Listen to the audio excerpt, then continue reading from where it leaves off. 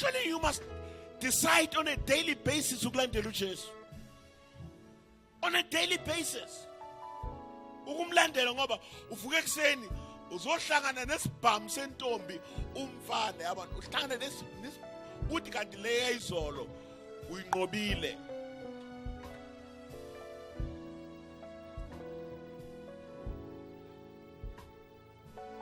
Uhlangana nenye namhlanje enithi nekubheka emehlweni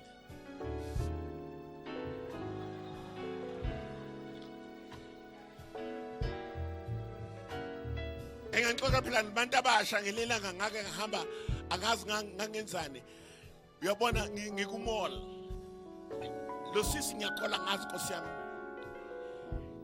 nangena ekhemist ungena nami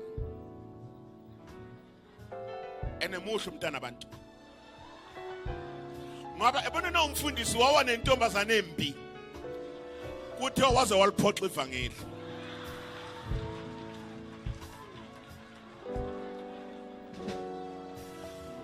wawa nentombazane enhle kuthiwa simthandazeleni